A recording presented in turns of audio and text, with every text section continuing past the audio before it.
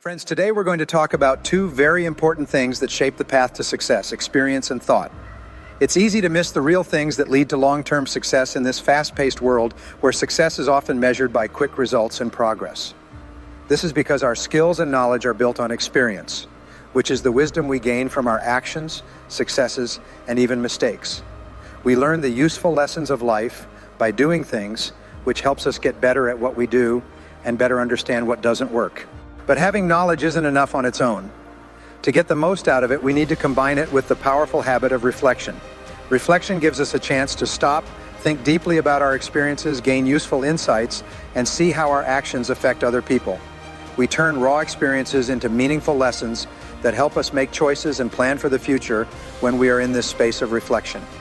Come with me as we look at how experience and thought work together to make a strong path to success. We will learn how to get the most out of every experience and how to successfully reflect on our journeys so that we can keep growing and getting better. As we start this journey together, let's keep in mind that the way to success is not a sprint, but a long, careful run. We set ourselves up for purposeful and long-term success by valuing our events and taking time to think about them. Thanks for coming with me. Let's learn more about how experience and thought work together to help you find the keys to long-term success. One of the most valuable exercises you can perform to achieve any goal is to ask yourself, what is my limiting step? What is the factor that determines how quickly I can achieve my goal or whether I achieve it at all? The ability to identify your limiting step is one of the best demonstrations of your intelligence, and your ability to eliminate this limiting step is one of the best demonstrations of your overall competence to achieve anything you desire. Upon reviewing everything that has been written or said about personal success, the conclusion I reached is that your level of self-confidence is probably the limiting step in everything you accomplish. As I have said throughout this course, when you have enough self-confidence, you will attempt almost anything because success is largely a matter of averages or probabilities. The more things you try, the more likely you are to achieve great accomplishments. When you set more goals and try more things, engage in more activities, and explore more opportunities, your chances of ultimate success increase astronomically, and the only real limiting step you may have is your level of self-confidence. When you reach the point where you absolutely believe in yourself, the barriers that exist in your external world will not stop you. As soon as you win the inner battle, the outer battle seems to resolve itself. The development of self-confidence has been the turning point in my own life. The reason I feel so passionate about this subject is because of what it has meant for me. Developing greater self-confidence has enabled me to go from poverty to wealth, from limited means and obscurity to national and even international renown, and from living in a small rented one-room apartment and being deeply in debt to living in a beautiful house on a golf course and driving a new Mercedes. Talent and ambition have been of great help, but without developing self-confidence, my innate abilities would have remained latent and unused, as they did for many years. Before I gained enough self-confidence to make a difference, my experience was not very exciting. I come from a home with 3 younger siblings, and as I grew up, we never seemed to have much money. My father was a good man, but he was not always employed or working, and I remember that from my earliest days, we could never afford anything. I became a behavior problem at an early age. Now looking back, I see that I was simply rebelling against my upbringing, but at the time I was a real problem for everyone around me. I was constantly being kicked out of classes for misbehavior and was suspended or expelled from 4 schools during my middle and high school years. I had the unfortunate distinction of being the worst behaved kid in school, with more detentions, more demerits, and more failed classes than any other kid in grades 9, 10, 11, and 12. I started working from a young age. I worked part-time jobs and then full-time jobs to earn my own money, buy myself clothes, and eventually get my own car. I worked as a dishwasher in a small hotel for 8 hours a day during my senior year of high school, and although I didn't drop out, I failed. I kept going to school until the year ended, but I failed 6 of my last 7 courses. During the graduation ceremonies, I was allowed to walk across the stage in a gown in front of all the parents and receive a certificate from the principal. The person in front of me received a diploma, and the person behind me also received a diploma, but what I got was a leaving certificate, a certificate of completion. It's a polite way of saying goodbye to school, please never come back. While many of my friends who had graduated from high school went on to college to complete their education, I started working in labor jobs. Over the next few years, I worked as a dishwasher and kitchen helper in sawmills and factories, on construction crews, and as a farmhand. By the time I was 23, I was working as a farm laborer during harvest. In one job, I dug wells, which is where you start at ground level, and work your way down instead of up. By my mid-20s, I was still drifting, and to make a living, I started selling office supplies, door to door. I did poorly. From there, I moved on to selling other things. I remember making calls for an entire month without selling anything. I lived on loans and charity from family and friends. I had practically no possessions, very few clothes, no money, no high school diploma, no business skills, and no real experience of value to anyone. I was going nowhere fast. Meanwhile, around me, I saw people my age and younger who were doing well, moving ahead and climbing in their careers, having offices and some even having staff. Several of them had married and had homes, families, furniture, and what seemed to be quite good lives. My first turning point came when I realized that my problems in school and in getting along with others were a direct result of my own personality. I began to understand that my unhappiness, anger, and frustration from my childhood experiences had made me develop a negative personality that repelled many people. The second turning point came for me when I realized that I was completely responsible for my life and for everything that happened to me from then on. If I was unhappy with my income, my job, my education, or my prospects for the future, it was up to me to work on myself and make the necessary changes. They would not happen on their own. The third turning point came for me when I discovered the importance of setting goals and making clear decisions about what I really wanted in every area of my life. When I first came across the subject of goals, I thought they were something you had in football games. The idea of setting them myself was not entirely credible because I had low self-esteem. Limited confidence in myself meant that the first goals I set were not very high. They were consistent with what we discussed in session 2 of this program, but I considered the exercise more of an entertainment than a significant stepping stone to success. I remember sitting in someone else's cheap hotel room many years ago. I took a piece of hotel paper, wrote down a couple of goals, set deadlines for them, and then made a simple plan to achieve them. I quickly lost the piece of paper, but exactly 31 days later, just as I had written, and as a result of a remarkable series of coincidences, my 2 goals were achieved. I was in my 20s then, and I still remember the feeling of astonishment I had at that moment. I felt that I had learned about a secret power that I could use to achieve almost anything. Well, I had learned 3 ideas of success. First, accept total responsibility for yourself and everything you are and will be. Second, accept that you can change your situation only if you work on yourself and learn the things you need to know to be better. And third, set clear goals with timelines for the things you want and then start working to make those goals a reality. Over the next few years, I used these ideas sporadically. Each time I did, I experienced a burst of success and progress. As soon as I achieved a minimum level of success, I would abandon these ideas and go back to simply reacting and responding to whatever happened daily. It took me several years before I finally started practicing these ideas and many others I have regularly mentioned in this program and began getting results systematically and consistently. Later, I learned that our natural tendency is to work very hard until we find a specific method or technique that works for us, whether in life, work, or relationships, and then, for some perverse reason, we quickly abandon the technique and return to behaving as before, randomly and disorderly. And here's the point. In hindsight, I learned that the reason I experienced so many frustrations and why I strayed from using these principles so often was that I lacked self-confidence. My conscious mind told me that these principles made sense, but my subconscious mind, my repository of memories, emotions, and previous experiences, told me that I was not good enough and that success was not really for me. As my friend Zig Ziglar says, I was designed for success but programmed for failure. I wanted to succeed on the outside, but I really didn't believe I could achieve it on the inside. The fourth turning point for me, and the reason I have produced this program for you, was my discovery that I could develop any quality that I believed necessary for my success and happiness. I learned that through hard work and repetition, I could overcome and nullify my feelings of inferiority and unworthiness and develop my feelings of self-esteem and self-confidence. I could identify and then alleviate my own bottlenecks or limiting steps. By working on myself systematically, I could become the happy and highly accomplished person I truly wanted to be.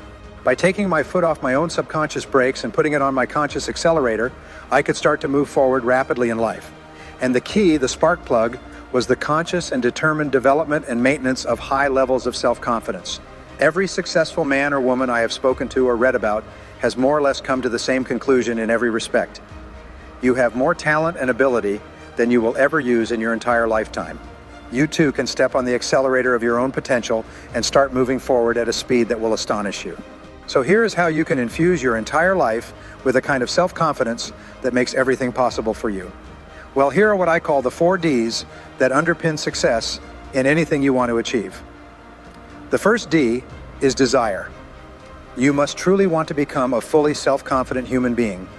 Your desire must become so intense that it overrides your fears of failure, rejection, and inferiority, and becomes the dominant emotion that governs your behaviors. The second D is a decision. You must make a life or death decision to work on yourself and stick with it until you achieve the kind of self-confidence that allows you to do, be, and say what you want.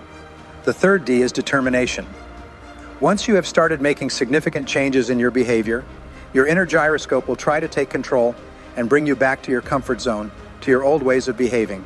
Sometimes progress will be slow, and often you won't see any progress. Nonetheless, you must persist in the positive and constructive behaviors you know will lead you to become the kind of person you wish to be. Your determination must be as unwavering as the self-confidence you desire. The fourth D is discipline. The quality of self-discipline underlies and surrounds all great achievements in life. This is the ability to force yourself to do what you must do when you must do it, whether you feel like it or not. If you have the desire to change, the decision to act, the determination to persist in your forward path, and the discipline to force yourself to do whatever is necessary, your self-confidence and success are inevitable. We said earlier that self-confidence comes from positive knowledge, not just positive thinking or hoping. Only when you have a firm conviction or belief in your abilities based on experience do you really know that your self-confidence is not an act. This is why every act of self-confidence strengthens self-confidence. Every success you experience increases your self-confidence and your ability to achieve greater successes. Every mental exercise you perform to improve and strengthen your personality strengthens your self-confidence. And everything you learn and practice from the lives of other confident people enhances your self-image, boosts your self-esteem, and increases your self-confidence. In the mid-'80s, the Gallup organization conducted one of the most comprehensive surveys on the reasons for success ever carried out in the U.S. They selected 1,500 men and women whose names and biographies appeared in Marquis Who's Who in America, the country's most prestigious register of prominent individuals. They extensively asked them what they believed were the reasons they had become so well known and respected during their lives. This group, by the way, included Nobel Prize winners, university presidents, Fortune 500 corporation heads, prominent scholars, writers, inventors, entrepreneurs, and even a high school football coach who continued to have a significant impact on the lives and personalities of the young people he coached. After many months of research and interviews, they were able to isolate the 5 most important qualities for success and self-confidence in the U.S., and their findings turned out to be consistent with virtually all other research conducted in this area. The first and most important quality of all is simply called common sense. The participants in this survey defined common sense as the ability to get to the core of a matter, to recognize and address the essential elements of a problem or situation, rather than getting sidetracked by smaller issues or symptoms. Another definition of common sense was the ability to learn from experience and then apply those lessons to subsequent experiences. Perhaps another word for common sense is wisdom. Aristotle once defined wisdom as an equal combination of experience plus reflection. You are much, much wiser than you think. In fact, based on your experience, you probably have the ability to be much more effective than you are simply by applying what you have already learned. The problem for most people is that they simply don't take enough time to reflect. Perhaps the 2 best questions I've heard about personal growth are these. After each experience, whether successful or not, stop and immediately review the experience, preferably on paper, and first ask yourself, what did I do well? And second, what would I do differently? If you take a sheet of paper and write at the top of the page, what did I do well? And then write down every part of the experience you did correctly, you will be accelerating your development of common sense. By analyzing your immediate past performance, just like football players do on video, you will find yourself improving at a rapid rate. The mere act of taking time to reflect will cause you to improve in the areas you focus on. When you ask, what would I do differently? You begin to see all kinds of possibilities for improvement. The wonderful thing about these 2 questions is that the answers to both are positive and constructive. And when you focus on the positive and constructive parts of your present and future performance, these parts sink deeper into your subconscious and program you to act consistently with that information next time. The second quality for success and self-confidence that emerged from the study was experience. Truly successful and happy men and women are very good at what they do and know they are very good. They have learned, practiced, reflected, and improved more and more until their peers recognize them as the best in their fields. And this feeling of being the best is an absolute prerequisite for deep and lasting self-confidence. The third quality identified in the study was self-sufficiency. Men and women who are respected by others tend to look primarily to themselves for the answers to their questions and the solutions to their problems. They are very responsible people who do not blame others or make excuses when things go wrong. They consider themselves the main creative forces in their own lives, volunteer for difficult tasks, and are willing to take charge when something needs to be done. The fourth quality of success they discovered was intelligence. Intelligence seems to be a key requirement for success and self-confidence in any field. But when they analyzed this topic, they found that intelligence was not necessarily measured in terms of IQ. Many of the most notable men and women living today had performed poorly in school, received low or no grades, and many had not completed college or even high school. In my opinion, intelligence is really a way of acting. If you act intelligently, you are intelligent, and if you act stupidly, you are stupid, regardless of your IQ or education. So, what is an intelligent way of acting? An intelligent way of acting is a way of acting that is consistent with achieving the goals you set for yourself. Whenever you do something that moves you towards achieving a goal that is important to you, you are behaving intelligently. But whenever you engage in behavior that moves you away from one of your goals, you are behaving stupidly. The world is full of people who behave stupidly hour after hour and day after day because they do things that guarantee results opposite to what they say they really want. If you work in sales or business and learn to manage your time extremely well so you can accomplish many things during your workday, you are acting intelligently. If you do things that undermine your productivity or move you away from your goals, you are acting stupidly in terms of your own goals. Here, everything you do either moves you closer to one of your goals or further away from it.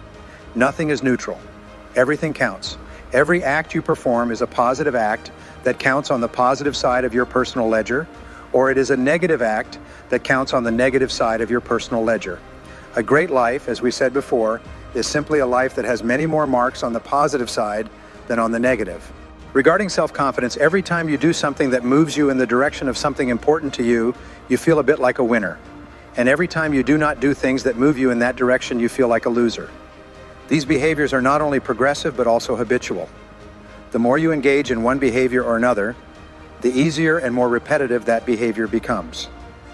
The more you adopt winning behaviors, the more consistently you will act and feel like a winner, the greater your self-confidence will be, and the greater your faith in yourself and your goals. The final quality of success identified in the study was a results orientation.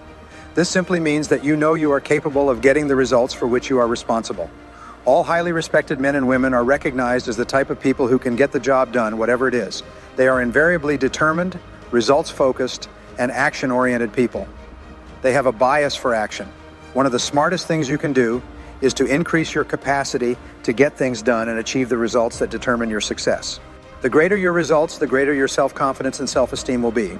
You will be promoted more often and paid more money because you will produce a higher quality and quantity of work. You will receive other job offers and be immune to economic downturns because your services will be invaluable. By developing an intense results orientation, you guarantee yourself a future of success and prosperity. I spoke earlier about the importance of selecting your values and organizing your entire life around what you believe to be right, good, and true. As long as you know you are living according to your highest principles, your self-confidence will be based on an unshakable foundation. I have spoken all along about the importance of setting clear goals and deciding exactly what you want in each area of your life. You know that clearly defined, big, important, and challenging goals improve your overall self-concept and strengthen your self-confidence. When you plan your work your plan, and devote your energies to completing high-value tasks, you see yourself making rapid progress towards achieving your goals, and your self-confidence increases. Every time you decide to go the extra mile, do more than you are paid for, contribute more than you withdraw, and go beyond what is expected of you in your work and in your relationships with others, you feel great about yourself, your self-confidence increases, and you feel motivated to contribute even more of yourself to what you are doing. When you commit to becoming better and better at performing the important tasks in your life, you feel a greater sense of mastery and competence. Your self-confidence deepens and increases your ability to achieve the results that matter to you. Your ongoing commitment to personal and professional development gives you a sense of continuous growth. Each time you feel you are growing as a person, you feel motivated and energized internally to achieve even more. The more you learn, the more you can learn, the more you develop, and the more capable you become of further development. As you see and feel your life improving, you feel more positive and more in control of your own destiny. You like and respect yourself more, and your self-confidence increases with any positive, constructive, and determined action you take toward your dreams.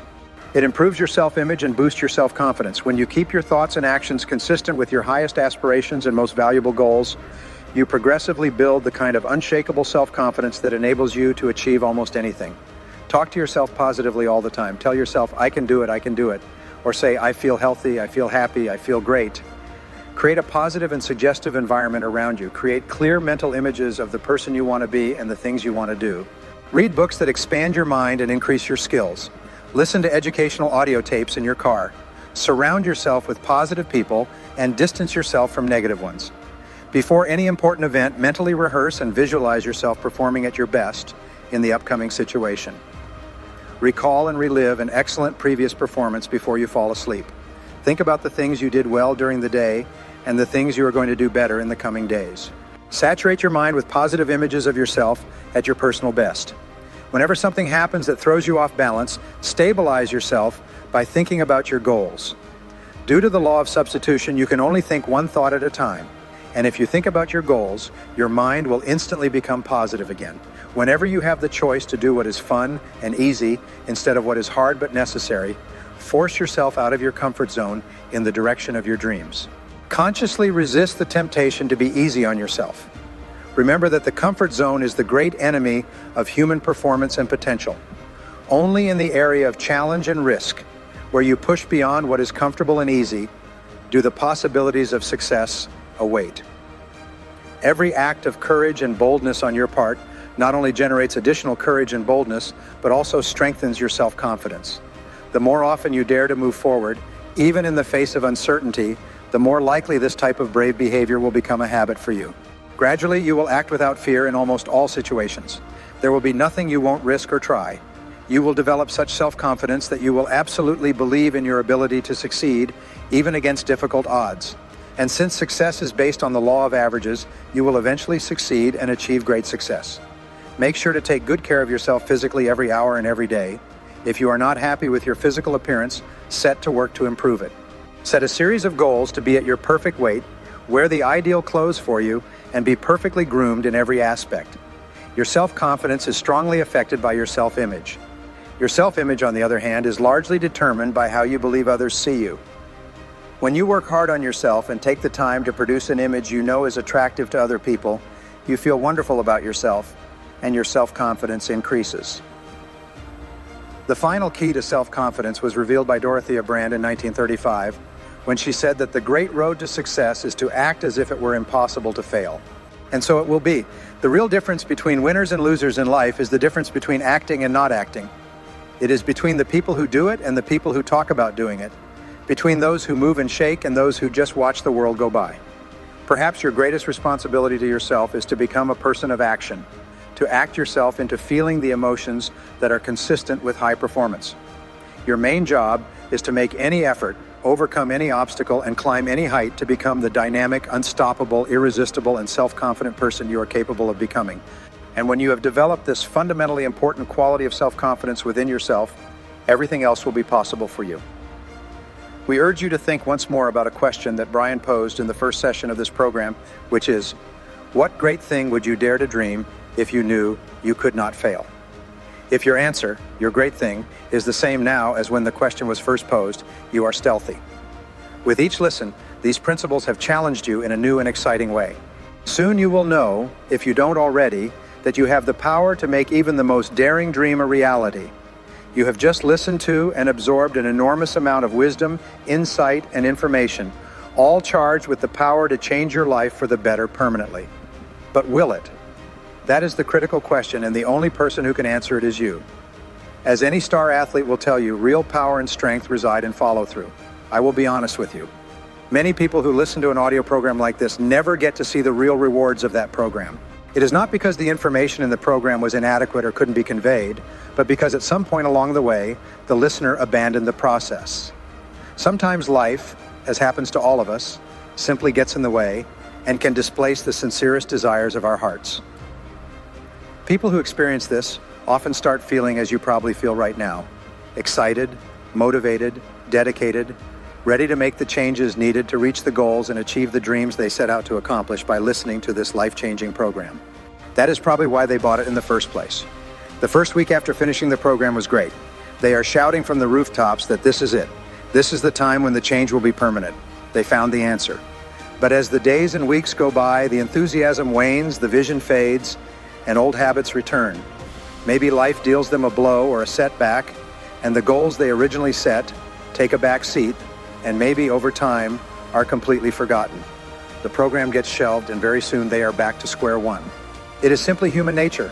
Very few people have the extraordinary level of discipline needed to be exclusively self-motivated. The rest of us need interactive, ongoing encouragement, support, and motivation if we are to maintain our enthusiasm and truly achieve our goals. Without that, it can become impossible to stay focused and on track. Right now, you probably feel excited,